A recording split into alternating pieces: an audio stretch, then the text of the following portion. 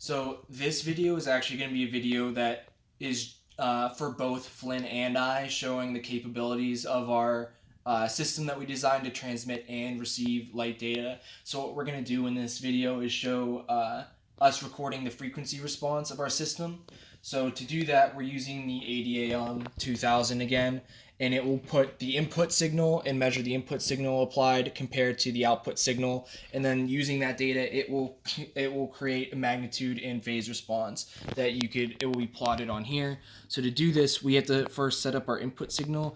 We're using 3.3 volts. And it's going to output a sine wave to the input of the transmitter.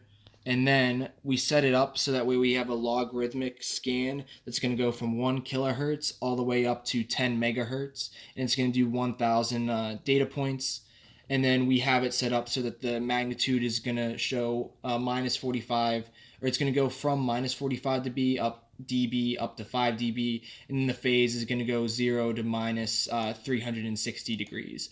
So I'm going to now run a sample, and then you could see it is flashing the LED on, and then you could see that the data is being taken on the screen.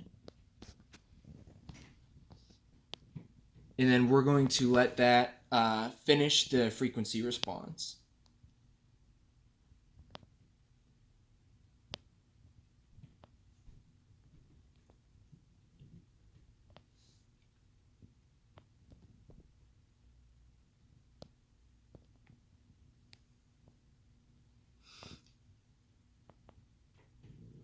You could also tell that this isn't faked because Flynn and I can be seen in the reflection of the computer screen.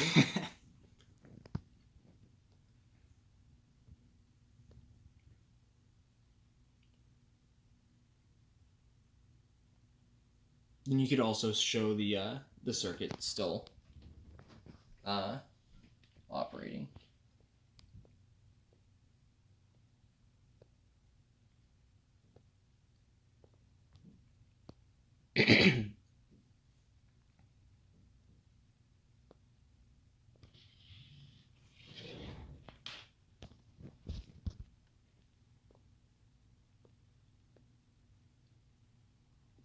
We just reached our operating frequency at 1,000 kilohertz or 1 megahertz. It was a pretty nasty roll off.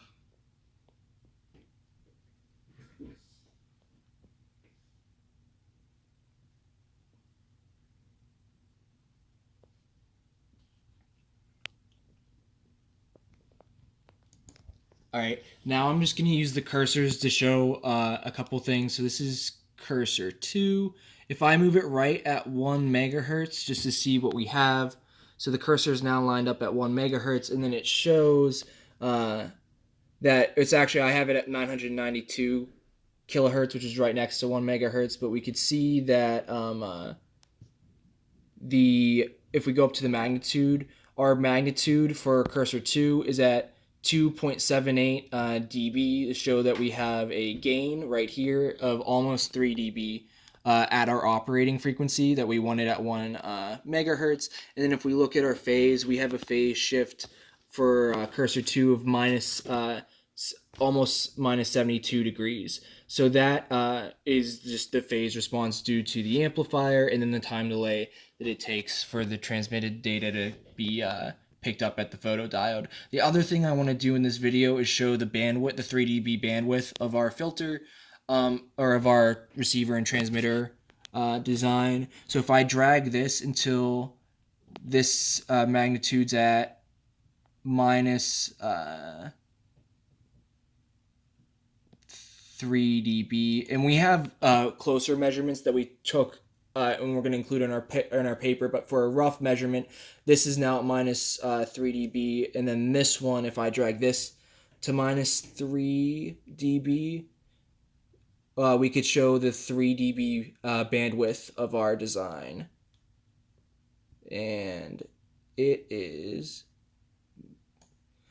we can see that this is at 86.22 kilohertz up to 1.74 megahertz. So that shows that this is 1.74 megahertz minus 0.08622 megahertz.